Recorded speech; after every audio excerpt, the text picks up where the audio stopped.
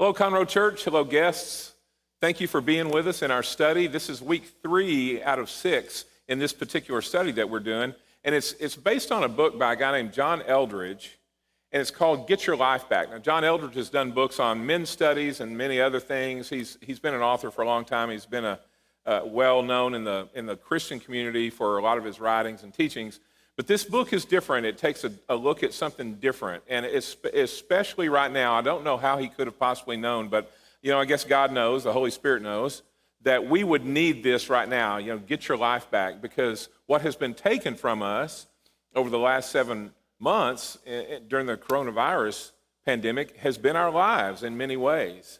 And so this is especially appropriate, I think, right now. And today's lesson, actually, I believe is something that's going to be very uplifting and affirming, and it probably is going to be something that you may not have considered. I can speak for myself. This is not an aspect of life that I have considered in regard to my relationship with God, and so hopefully it'll be really, really helpful to you in a way that's different than maybe anything that you've expected before or considered before. So let's dive in and see what God has to say to us through an aspect of our life that we sometimes forget about. Sometimes we overlook. We talk about the news a lot, and the reason that we talk about the news a lot is because it is dramatically affecting our lives. Usually, if we turn on the news on TV or we go to our favorite news website and we look at news, usually, or many times at least, it's about something that's happening somewhere else that doesn't directly affect us right now. But today, when you look at the news on TV, or you turn on a website, the news affects us, each one of our lives directly. And, it affects our job. The things that are going on right now affects our jobs. It affects our relationships. It affects our attitudes that we walk with every day. And so when that happens, when our environment that we live in, like right now, so deeply affects our world all around us that we're in ways that we're unable to get away from, then it is going to deeply and dramatically affect our own hearts. Think about that for a second. What that means is that all these things that are going on around us, the pandemic, the racial unrest, the politics that are in our face all the time, the issue with jobs and so many people having lost jobs or having had their jobs cut back or who are struggling in some way with their employment, more than at any other time in our lives, that also now dramatically affects our spiritual walk, because all these things are all in hyperdrive like they've never been in any other time in our life. It affects our relationship with God. And most of the time, the effect that it has is not a positive effect. That word mindfulness that you hear a lot, the word mindfulness has come up, and it's really become a very popular part of our culture and our conversation over the last 5 to 10 years, mindfulness. And when someone talks about mindfulness, really what they're talking about is slowing down our lives for a period so that we can be quiet, so that we can meditate, so that we can be thoughtful. Excuse me. And so, that seems to be something that culturally has come to us. But the reason it's come to us culturally is because we've all of a sudden, our lives have sped up and sped up and sped up so much that we realize that we need those times. It's a felt need that we have. But the concept itself is as old as God's creation of this earth, the concept of mindfulness. Because he created us to be people who need space, who need margin, who live in space. If we want to be our best selves, we want to be our self that God created us to be in every way, then we need space, we need margin in our lives. We need times of quiet. We need times of meditation. We need times where we can be still and know that he is God. He created us with that. Just to be in his presence. Just to enjoy his presence. Just to enjoy the way that he created the world around us. And I think it should go without saying that the world that we live in now not only fights against that longing that we have for quiet, but it actively works against it. It's equipped to fill every moment of our lives, every moment, with something that will keep our lives from being invested in any way in quiet and margin and space. It's really one of Satan's greatest tools when you think about it. It's one of his most effective tools in this culture that we live in. Speed and noise and production. That's what we're all about, and we wear those things as a badge of honor. Anything but quiet and space. We look at that as laziness. So when people talk about mindfulness, really they're talking about a longing that God actually placed in our soul, in our DNA when we were created. God placed that need there. When we talk about mindfulness, we're talking about something that God wired into us from the very beginning. Not only each one of our lives, but this planet. He wired it into us from the very beginning, creating space so that we can see and hear God. That's why today's lesson, it's called Get Outside. That's why I think it is so important for us, and it's so applicable to us right now. I mean, today, right now. So I'm really glad to be able to do this lesson.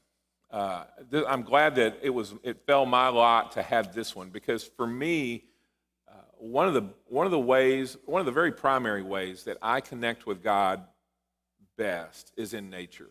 I can just see his fingerprints everywhere. We're all wired differently, but nature just screams God's presence.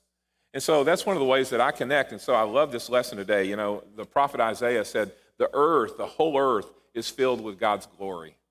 The whole earth is filled with his glory. And yet, we run so fast that we miss it so often. Have you ever wondered why we send flowers on Valentine's Day to somebody, or why we send flowers to someone when they lose a loved one, when a loved one passes, why we send them flowers? You ever thought about why that is? I mean, it's a tradition that we've done forever, and so we just continue the tradition. But have you ever thought about the why behind why that happens, why we do that? Why? You know, when you think about it, if you go back to the why, one of the reasons that I send flowers to Joe Ellis every Valentine's Day. It's just something that's been important between the two of us. It's something that I want to do. I know many of you do the same or do something else for Valentine's Day. So on Valentine's Day, I send flowers, but you know, what do those flowers convey? Why do we send flowers? Well, when you send flowers to someone, what you're saying is, I'm sending you a little piece of beauty because I see beauty reflected in you. When you send flowers to someone who's just lost a loved one, it's more than just a tradition that we do so that we can have sprays of flowers and arrangements of flowers on the stage when we do a memorial service. It's much more than that. It's really sending a little piece of beauty to that person or to that family, saying, I know that you just lost a huge hunk of beauty out of your life, and here's a little piece of beauty just to remind you that God still loves you. There's a reason that we do that. There's a reason that we respond to certain days and to certain events with beauty, because beauty speaks without ever using a word. Think about that. Beauty speaks without ever using a word. And what that means is that beauty speaks not just to our intellect, to our mind. It goes deeper than that. It goes into our souls. Beauty actually speaks into our souls. Beauty is God's creativity on display. So before we watch this video, here are just 3 questions to consider. I would even say after we go through the questions, you might stop before you watch the video. Take a couple of minutes, consider the answer to the questions, your answer to the questions, and then watch the video. Here they are. What aspect of God's beauty have you noticed today? And the answer may be none, because you were in a hurry. It's certainly been the answer for me so many times in my life, so often, that I'm in a hurry, that I may drive by something that is of great beauty that I miss. So what aspects of God's beauty have you noticed today? How about the second one? What are some ways that you can bring beauty into your home or your apartment, your living space? What are some ways that you can actually bring? I'm not talking about spending a lot of money. I'm just talking about what is some way that you can bring beauty into your home? And finally, what is a way or some ways that you can bring nature into your home? Again, we're not talking about spending a lot of money. We're just talking about, think about that. How can you have something in your home that reflects beauty and that reflects nature? So wrestle with those for just a minute, and now we'll watch the video. And here's what I'd like to do with the video. It's going to talk about the gifts of God's beauty. So let's see where that takes us. Let's watch it, and then let's come back and knock it around for a little bit. Here's the video.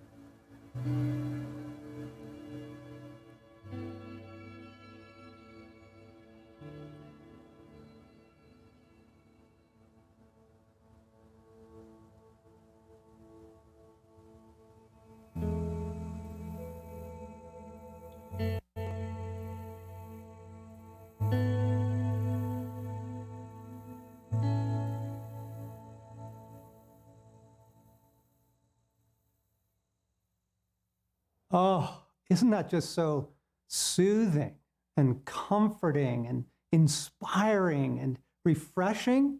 So much better than watching, 3 hours binge watching your favorite shows or sitting on your phone. Welcome back, friends. Good to be together here in session 3. Now, before we get started, I want everybody, if you haven't yet, put your phone on airplane mode. Don't just, silence it, because you'll feel that thing vibrate in your pocket. So airplane mode, everybody, technology aside, and then let's begin again with the 1-minute pause. Now, I want to remind you, what we're doing with the pause is just creating some soul space, okay? Just some soul space. We'll show you something beautiful, and it's not time for fervent prayer, and it's not time for making amends of all of your failures. This is just the opportunity to breathe and really do nothing for 60 seconds.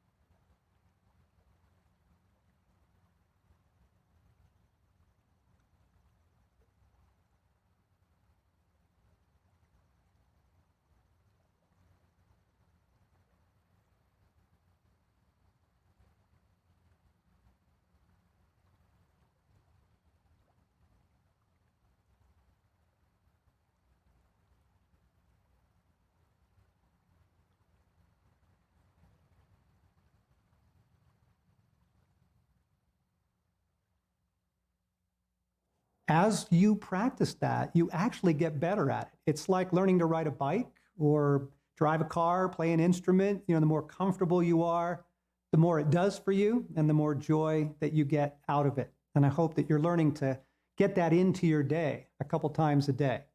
Okay, now, here's what I want to do. I want to show you where we're filming.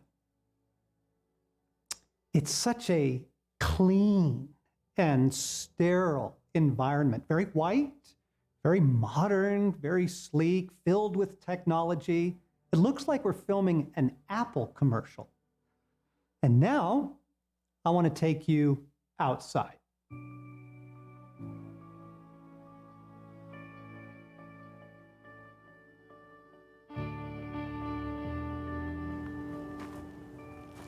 And this is the world that God made, a living world filled with the presence of the living God.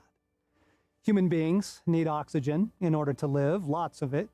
And so our loving Father gave us a world that's literally saturated in oxygen. We swim in oxygen every day, like fish swim in water.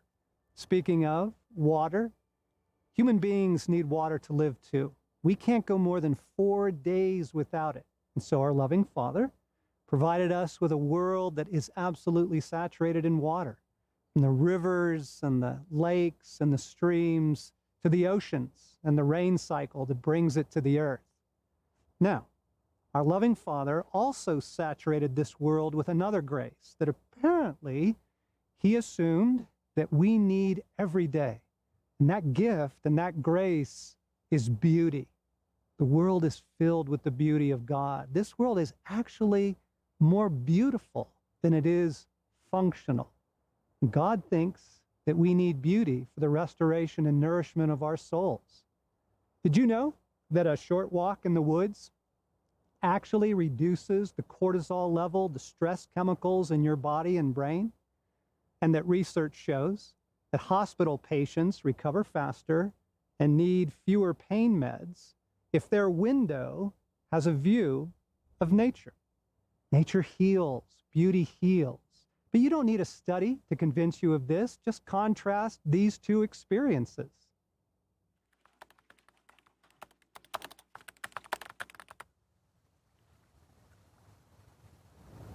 And let's look at another two contrasts.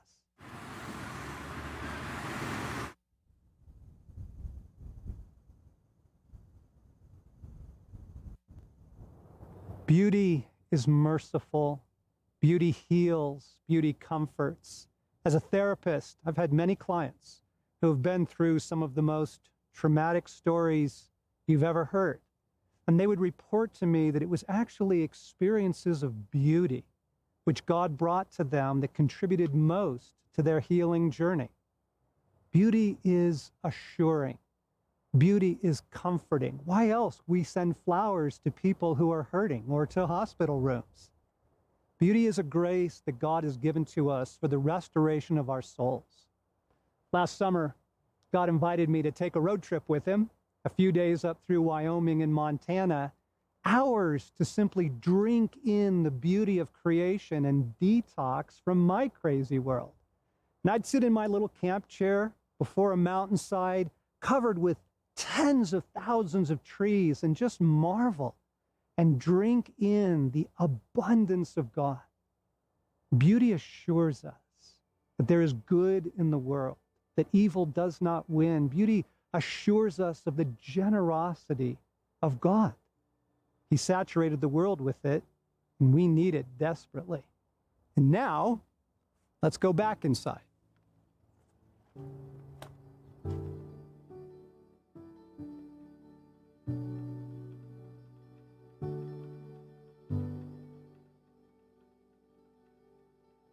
The World Health Organization reported 10 years ago, that we now spend 93% of our lives indoors. 93% of your entire life is spent in an artificial world.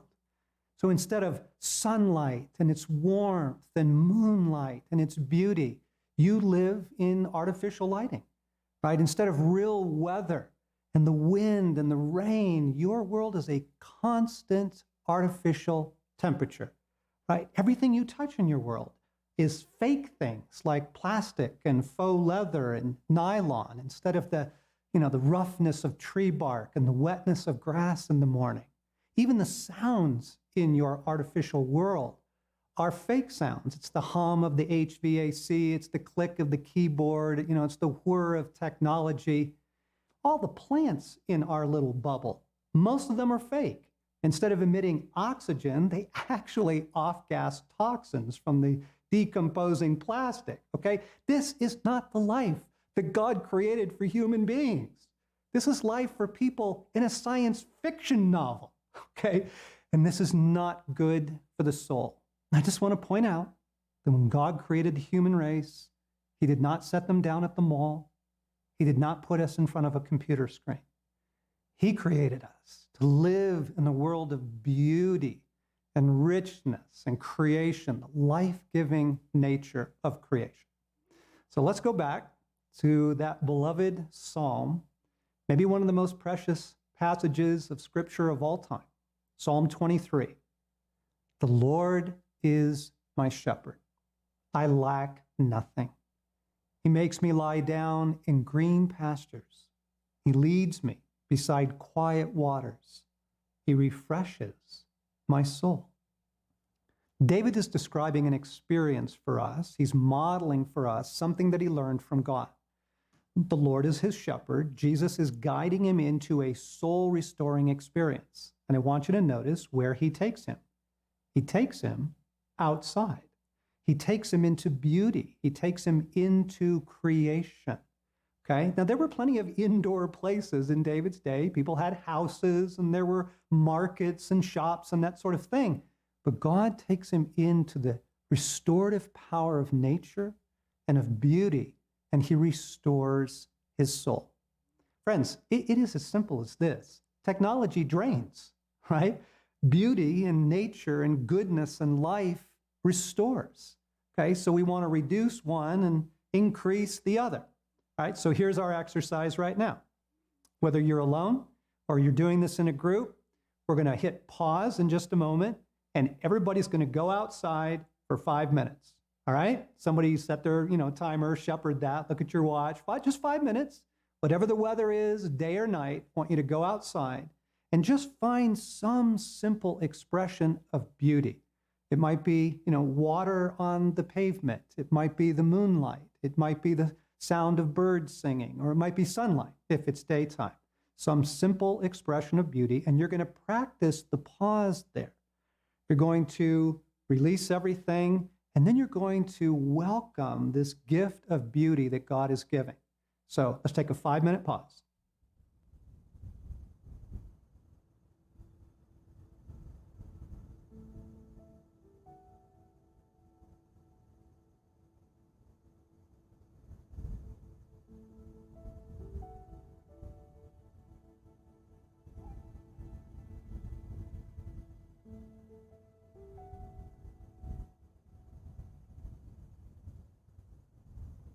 Welcome back.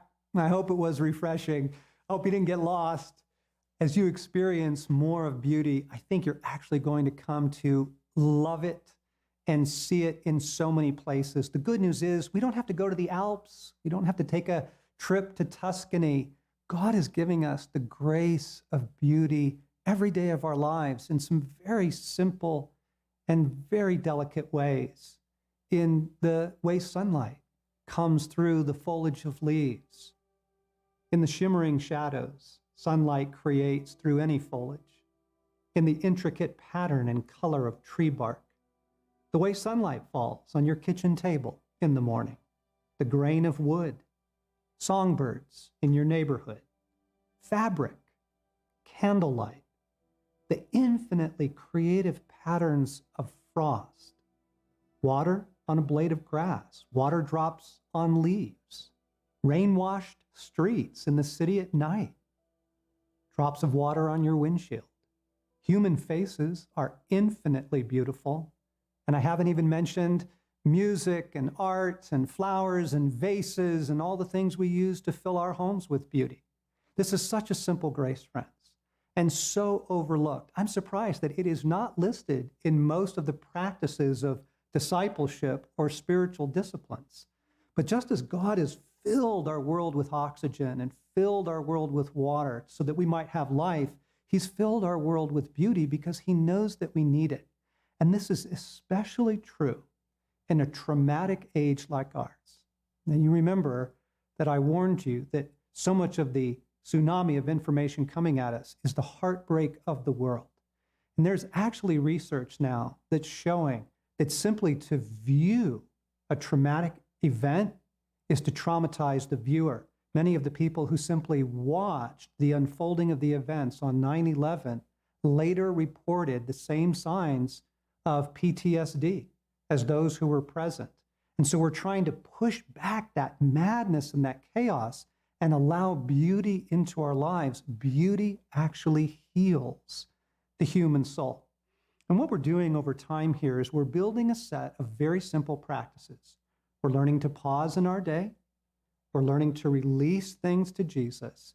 And now we're learning to receive the different graces that he is bringing to us, like beauty. And so often I'll use the 1-minute pause to simply drink in some beauty in my day, the bird at my window or something beautiful on my desk. And just, again, not fervent prayer, not inquiry, but just allowing God to come to us in the space that we are creating for him. Okay, so again, in your study guide and in the book, we unpack this a lot more, but what's your plan for the week? What can you do to get some more beauty in your life? Let me recommend a couple things. Get outside every day. I'll get up and just walk outside my office building. I work in an office. I get outside and just walk outside the building a couple of times a day. It takes me 3 minutes, 4 minutes to do that, but it is so good and so refreshing. Begin to fill your home with things of beauty, with art and plants and music. Make intentional steps to get more beauty into your world. And then here's the secret. Okay, here's the secret. Everybody sees the beauty. It's in front of everyone, right? The heavens declare the glory of God, the psalm says, right? The skies are filled with his handiwork. Okay, the beauty's always there. But what most people do is they look at it and go, wow, and then they just go on with their day. The secret of the healing power of beauty is this. I receive this gift, Father. I receive this. You stop, you pay attention, and you receive it. Thank you for this gift. I receive this beauty into my soul, and with it, I receive you and your love and your presence in my life. We pause and we receive the gift with thanksgiving. And as we allow it in, as we allow it to minister to us, you're going to find that you're going to get more and more of your life back.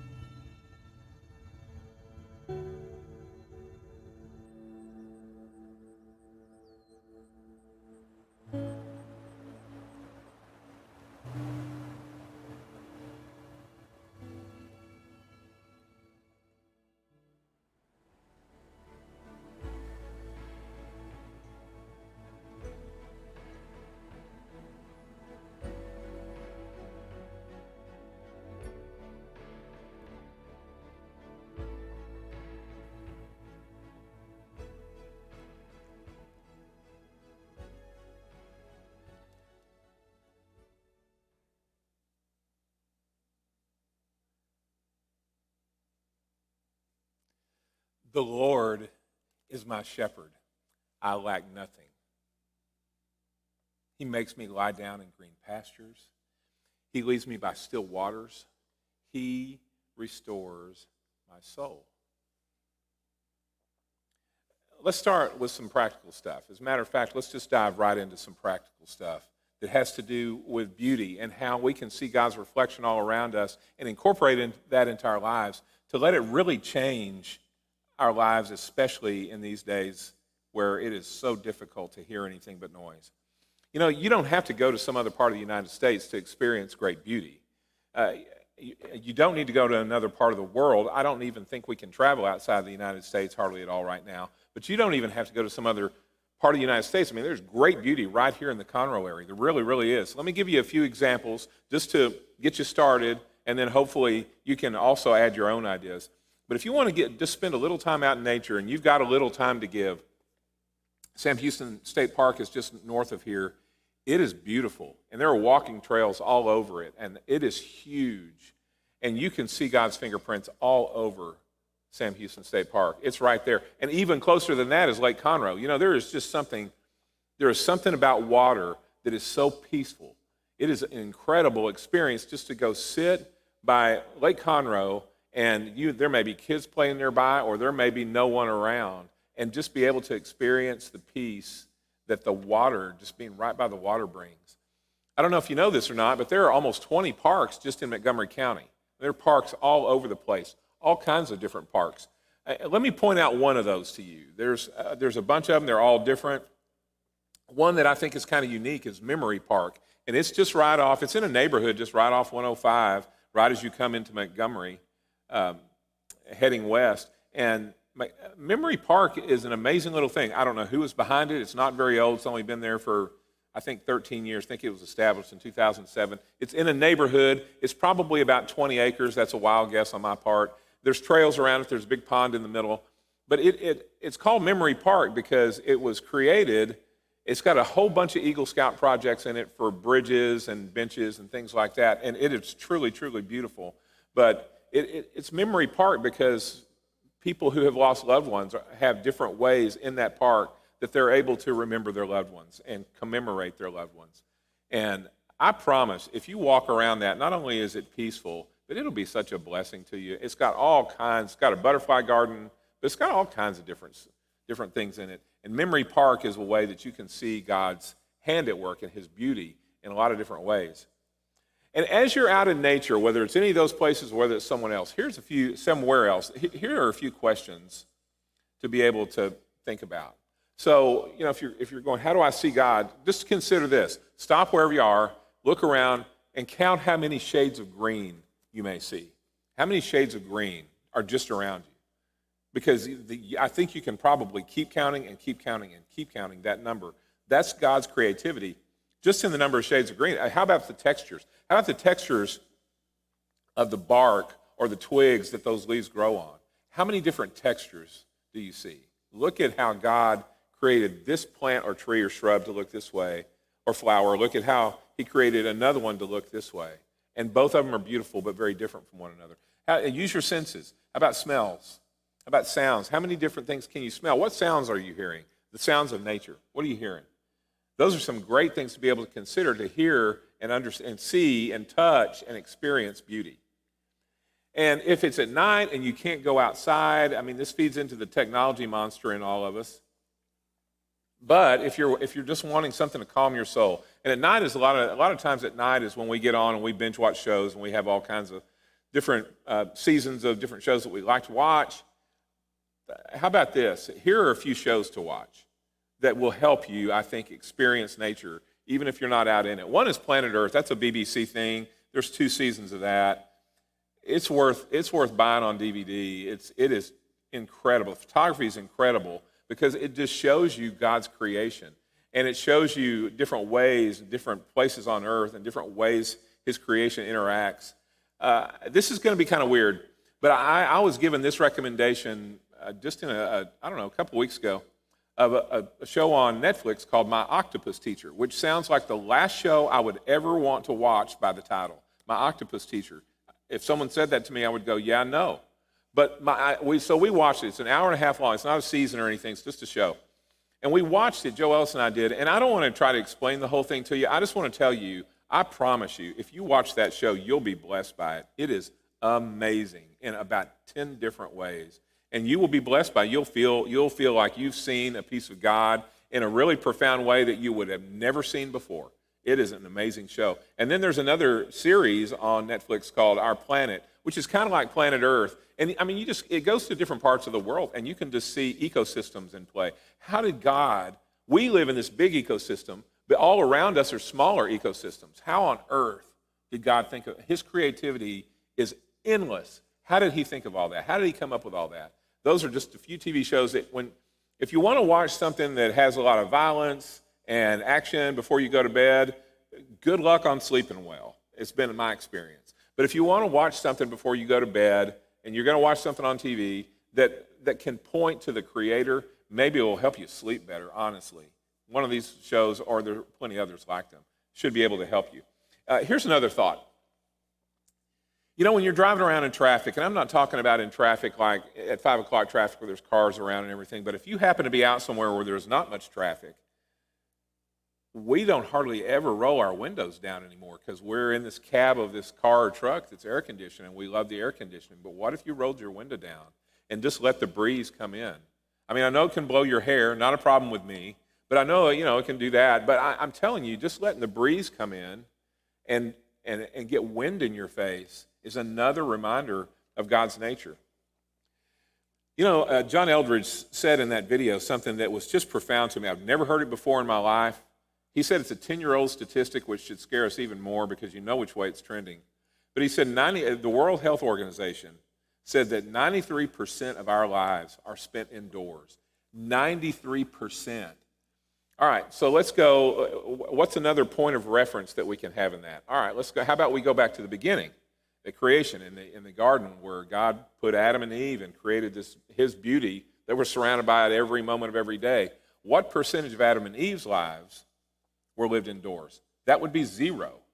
So we've gone from 0 to 93, and there's no way we're not trending toward more and more and more of our time indoors. And that should concern us considerably. I mean, that should really rattle us because that time indoors, that's not even generated by the things that we talked about at the very beginning that are bringing stress into our lives right now. The fact that we're dealing with COVID and political issues and racial issues and job uncertainty, none of that has anything to do with that 93%. We spend 93%. Those aren't even reasons. That's just how our culture is morphing. That's over the past dozens of decades. Our culture is becoming more and more and more inside, and it's outside where you see God. When David, as he said, when God wanted to restore David's soul, he took him outside The Lord is my shepherd, I shall not be in want. He makes me lie down in green pastures. He leads me by still waters. He restores my soul. How? Green pastures, peace. Still waters, peace. That's how he restored David's soul. And so it's in God's creation, it's in nature where that happens. He took him into creation to restore his soul. Remember, technology drains, nature sustains. You know, psychologists tell us that to view a trauma is to experience a trauma. And I don't know what, that can't be 100% right, because to view a car wreck is not like being in a car wreck. But there has to be some percentage of that is right. And when you view a trauma, you experience a trauma. Maybe it's not as great as the trauma you view, but you experience a trauma. Well, think about that. If you view a trauma, you experience that trauma, what are you seeing in the TV shows that you watch? What kind of traumas are you seeing there? What's there? Because remember, technology drains, nature sustains, nature restores. So let's wrap up this way. I want to just go back through what he said at the very end, things that we can do, and I'll leave you with some questions and we'll be done. So determine to be intentional about getting beauty and nature into your day. It won't happen unless you're intentional, and it won't happen. You don't accidentally run into beauty, because most of the times that we're out and running around, if we're not looking, there can be beauty right there and we won't see it. So determine to be intentional about getting beauty into your life. Get outside every day. Fill your home with things of beauty. Put things of beauty where you can see, beauty surrounding you, and music and art, and things like that. And receive the gift of beauty. He uses that word receive. It's not a word that I use in that context very often. But I think it works really well here. Receive that gift of beauty. And what that means is intentionally acknowledge it. Because be thankful to God for it. Because we know that we are creatures that struggle with gratitude. And if we receive a gift, then that means that we will acknowledge it. We'll give thanks for it. We'll give thanks to God for it. So here are a few discussion questions for you to wrestle with. And when we finish, we'll have these up again at the end. And of course, you can rewind and write them down if you want to use them that way too. So you don't have to worry about writing them all down right now. They'll be back up here at the very end. But here's some discussion questions. And just let me say this about these questions. If you're willing to really get in and wrestle and take them seriously and really wrestle with your answers on this, I promise you, it will change you. It will change you. There is no way it won't if you really intentionally engage these questions. I promise you. All right, first question. 93% of your life is spent indoors. How does that make you feel? Have you ever considered that before? I certainly hadn't. I had no idea. That's scary to me. How does that make you feel? Wrestle with that one. Here's another one. What do you think happens to the soul when it's deprived of beauty for a long period of time? When you are deprived of any kind of beauty for a long period of time, does that affect you down on a soul level? How so? How about this one? How does God use beauty and nature to restore your soul? How does he use beauty and nature to restore your soul? Think about that one. How does God use beauty and nature to restore your soul? And number 4, in what ways does beauty reveal the goodness of God's heart for you? When you see something beautiful, do you see that as a gift from God to you? Not just something that's randomly out there, but actually because God loves you? How does that reveal the goodness of God's heart for you? And the last one would be this, and it's the practical application one on top of all the rest. So what are you going to do? What are you going to do? What is one tangible way that you can intentionally bring beauty into your life tomorrow? Not next week, not write a plan, just one way to bring it into your life tomorrow. It's a promise. If you do that, it will totally change your frame of reference for this world. It will. It'll take some time, but it will. So, Conroe Church and guests, I hope this has been a great blessing to you. And not only that, I hope that it'll be a great blessing to you moving forward. I hope that you'll put into practice some of these things that we're talking about in regard to beauty, because I think it will make a huge difference in your life. So, Conroe Church, guests, go in peace.